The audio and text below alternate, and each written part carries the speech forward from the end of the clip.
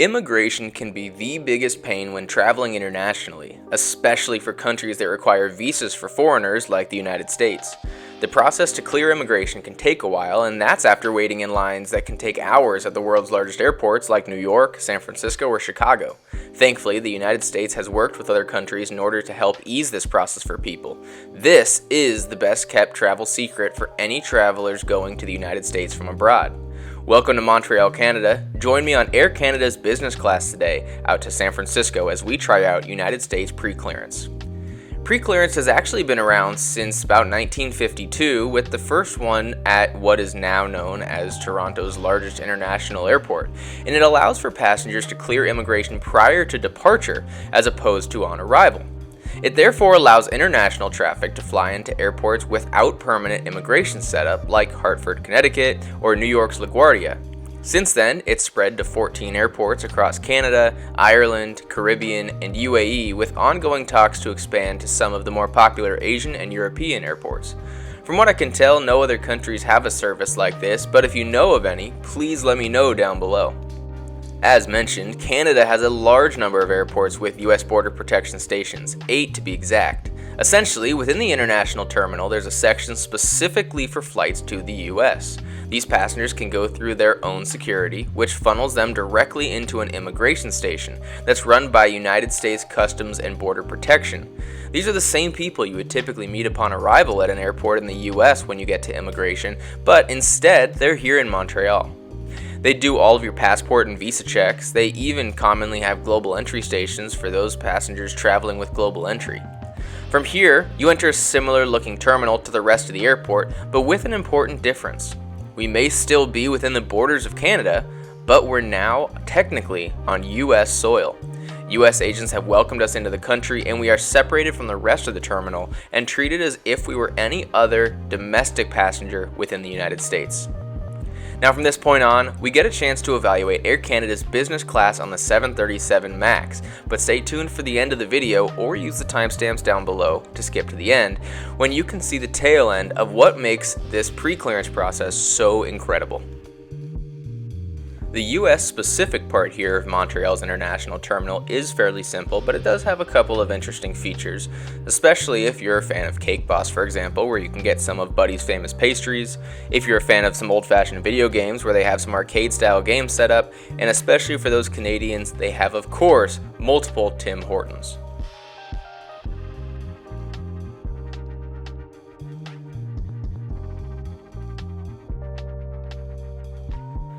Montreal actually has a number of Maple Leaf lounges, which are the name given to Air Canada's flagship lounges around the world. The one in the USA portion of Montreal is unfortunately extremely undersized. Each time I've been here, there's been a line of people queuing up outside the lounge because it was at capacity. Each time a person comes out, a person can go in. All in all, it took about 20 to 25 minutes until I was granted access to the lounge. This lounge is accessible by any Star Alliance business class passengers or Star Alliance Gold status members, specifically traveling to the US, since the main part of the international terminal has its own larger and nicer Maple Leaf lounge.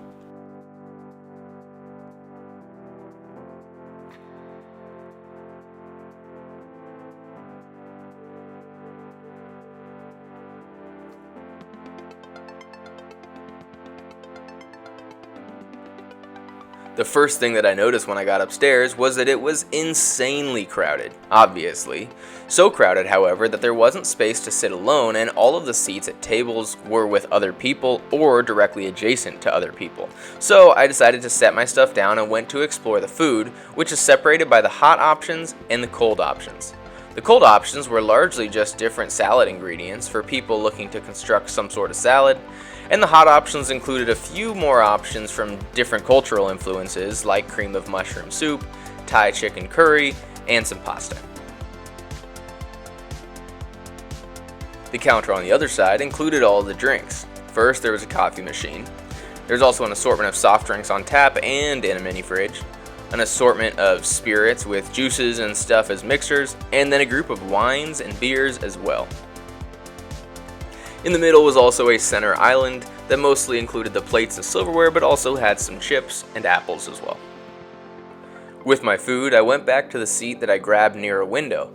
I was at least able to sit near a charging port and then angled the chair so I wasn't entirely part of the couple already sitting at that table.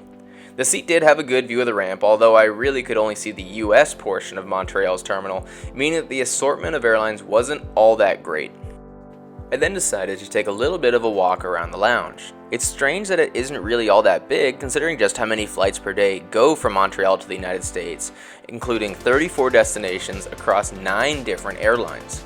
There were great seating areas, I will say, but just not enough for the sheer amount of people that were here.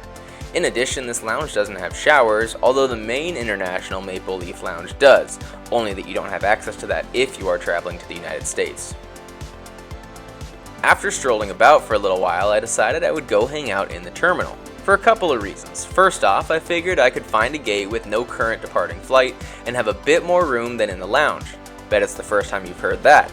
Second, there was still a long line of people waiting to get in, and I didn't really need the lounge anymore since the only difference from the terminal was the free food since it was still packed full, the restrooms had a line, and the charging ports were getting tougher to find. Before long, however, they had begun preparing to board my flight to San Francisco from Gate 77.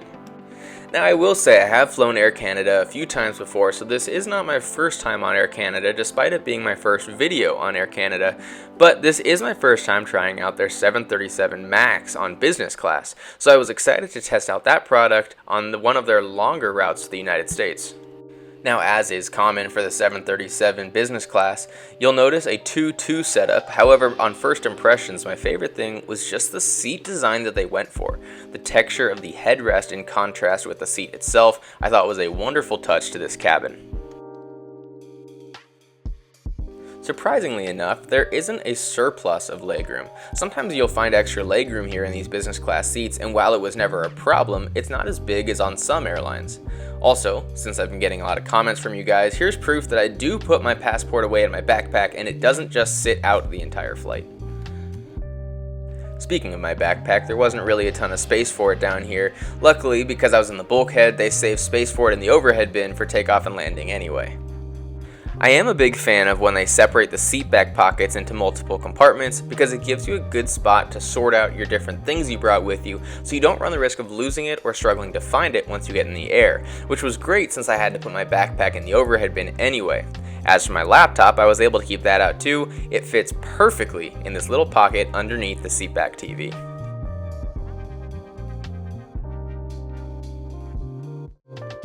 It's kind of a given that you'll find your tray table stored in your armrest. However, usually these tray tables are pretty wobbly, and Air Canada managed to make their tray tables perfectly sturdy and strong enough to support my laptop without drooping down. The charging ports aren't on the front of the center console like they sometimes are, however we do have a surprise at the top where this little cup holder slides out. And if you're a big fan of cups and want to have extra with you, you can also put some right here on the top of the center console as well. Speaking of the center console, on the side is where you're going to find the 2 different seat adjustments that you have to raise the leg rest and lower the seat back. The center armrest folds up to give you a nice, easy access to the storage compartment.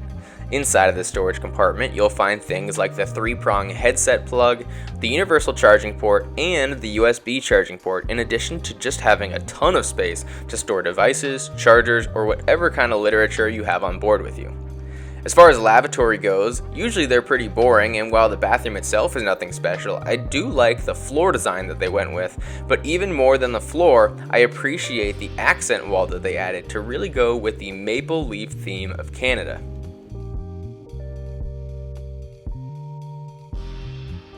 By the time I got back from the lavatory, they had begun handing out the amenities that we were getting on this flight. Somewhat limited, considering it was only a 6-hour flight just going one country over, but it included a free pair of headphones, not noise cancelling, but they did work with the plug you had, and a nice bottle of water. And since I lucked out with a seat open next to me, here's my other travel hack. If you are in a bulkhead and have to put your bag up in the overhead bins, but you end up with a seat next to you, just take that seat belt and buckle it in tight. This way you don't have to get up and access the overhead bins in the flight when you do want your bag. I'm also very appreciative of Air Canada's use of the individual overhead air vents, which for some reason isn't normal practice on new aircraft these days. As we taxied out, it was a great chance to look through Air Canada's in-flight entertainment, which is separated into 3 categories: entertainment, food, and flight information. Now, it reminds me of United or Delta Airlines in the sense of just how much stuff they have, where if you were to fly this airline multiple times on end, you still wouldn't run out of things to watch. Under movies, they have a number of genres, and under each of those genres, they even have stuff from different parts of the world. Under TV shows, it's the same thing with multiple genres and multiple regions covered. However, you also get full seasons, sometimes multiple seasons, of different shows. Unfortunately, they were lacking a little bit in the music category with only 1 album. Fortunately, however, there was still some good songs in that album. Now, usually the menus are available on the seatback TV screens. This wasn't available on today's flight. I don't know if it's because that feature's not available yet, or if it was just this flight specifically. You do still, however, have a list of all the different beverage options, both alcoholic, non-alcoholic, hot, and cold. Lastly, under the flight info, you have things like the map, arrival info, destination info, and all kinds of stuff like that. The map specifically has a couple of my favorite features. First off, you can load picture-in-picture mode so that you can have it in the bottom corner while you watch your movie and keep track of exactly where you are. In addition to that, you also have a fully interactive map if you open up the full screen. It's one of my favorite types of map when you can zoom in and out, you can look at different parts of the map, something that's not available on all airplanes these days. Once you do get a chance to go through the entertainment, you also can add things to your favorites, which I definitely appreciate on these flights when there's a lot of different options. And once you are watching something, you can put that movie picture-in-picture mode so you can continue scrolling, just like you can with the map. And the last feature I want to show you here is that on your seatback TV under the settings, they can also send you notifications for different things throughout the flight as well.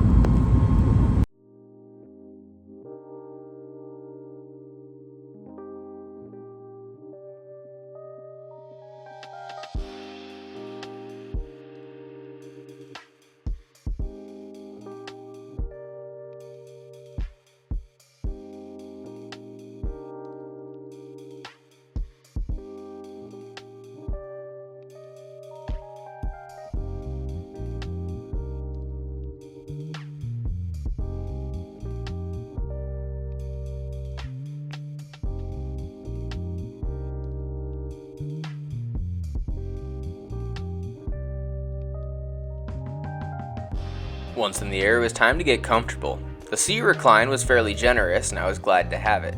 The leg rest, however, it seemed like it didn't come up all that far, and when it did come up, it was kind of small and my feet hung over the edge. I thought it might fold out a little bit more, but that didn't seem to be the case.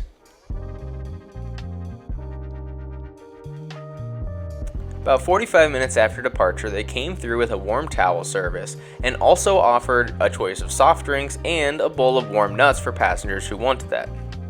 I was also taking full advantage of that empty seat next to me, not only using their tray table for my beverage, but using the full center console for my bowl of nuts, working on the space in front of me while watching a movie on my seatback TV and having the map open on the adjacent seatback TV.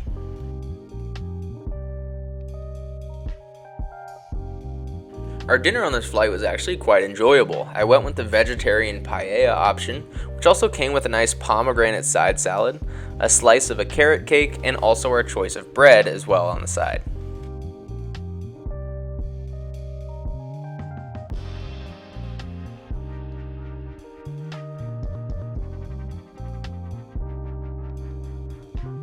They also had some fun choices for tea. I decided to go with a peppermint tea to round off my meal. After the meal service wrapped up, I realized that we had crossed the Canadian-US border over into the Upper Peninsula of Michigan. Finally having entered the United States, it was time to watch a beautiful sunrise from 35,000 feet.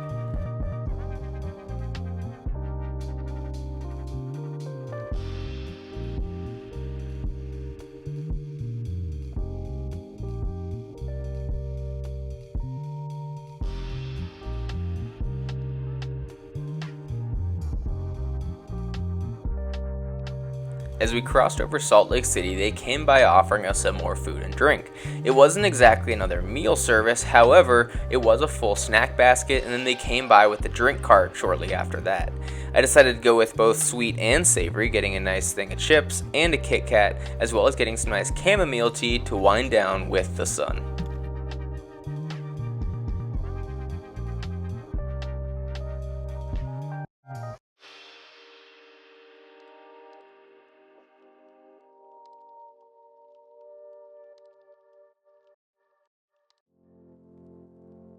Fortunately, the sun stayed up just barely long enough for us to see the city of Reno and the beautiful Lake Tahoe before making our descent into San Francisco.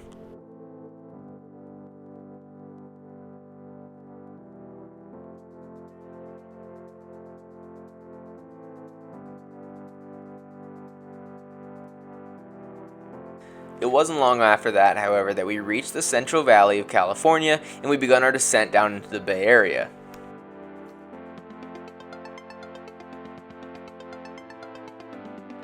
Now, the treat about arriving from the north into San Francisco is that you'll likely fly the Bodega Arrival. If you are arriving from the north, my suggestion would be to pick a seat in the A row, because the A row seats, a window on the left side of the aircraft, will have a beautiful view of downtown San Francisco. Unfortunately, the fog started to creep in on us a little bit today, but we still had just the smallest little sliver of the downtown financial district and market.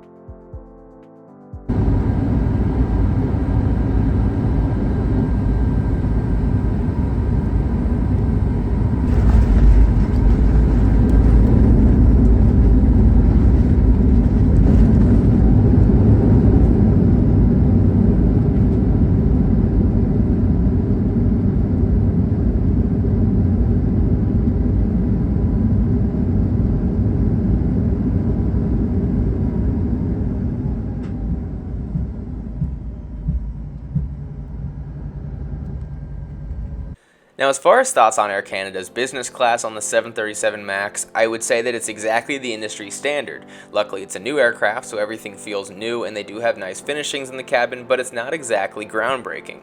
But what we're really here for is how pre-clearance affects the arrival into the United States. So let's take a second to talk about that here as we arrive to the terminal. Now, the nice thing about flying in on an airline from a pre-cleared destination is that you don't have to go to the international terminal, because you don't have to clear immigration. You already did that at your departure airport. So, Air Canada actually uses Terminal 2 at San Francisco, which is largely a domestic terminal. Now, oddly enough, we were parking in the C gates, which aren't usually used by Air Canada, but regardless, it's still one of the domestic terminals. So for all pre-cleared passengers, once you get off the airplane, you'll disembark directly into the terminal as opposed to being funneled to immigration.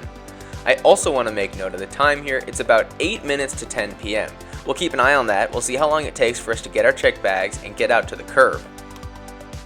Now, by far the most annoying thing about connecting from an international flight in the United States is that you must collect all checked bags and recheck in for your ongoing flight. So for example, if I was coming from, let's say, China to San Francisco and connecting to another US destination, I would have to arrive to SFO, go through immigration, even if I was connecting, get my checked bag, then take it back to the airline counter and recheck in for my ongoing flight.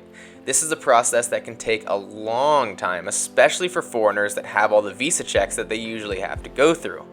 However, if you're arriving from a pre-cleared destination, it's just like connecting from a domestic flight. So you can see, since we were dumped directly into the terminal, there's no need to clear any immigration, and assuming that our connection is just a few gates down, we could be on our next plane within a matter of minutes. And here we've reached the Terminal 2 baggage claim used by Air Canada, Delta, Breeze, and Alaska, so all domestic flights except for Air Canada, but since we were pre-cleared in Canada, we arrived just the same as domestic passengers. Finally, however, we got our bags and we're out at the curb in what looks to be about 10 minutes. 10 minutes from stepping off the airplane to baggage claim to collecting my bags to being out at the curb and getting picked up. That is why we use pre-check. If you are having a final destination, you can get to your curb quickly, but more importantly, if you're connecting, you can make your connection quickly. So keep this in mind the next time you're traveling to America, that if you fly through somewhere like Ireland or Canada on your way to America, you can clear immigration during your layover instead of having to clear immigration on arrival, saving you a ton of time, hassle, and headache once you arrive. I hope you all enjoy this sneak peek into my travel hack when traveling to the United States, but in the meantime, safe travels, and I'll see y'all next time.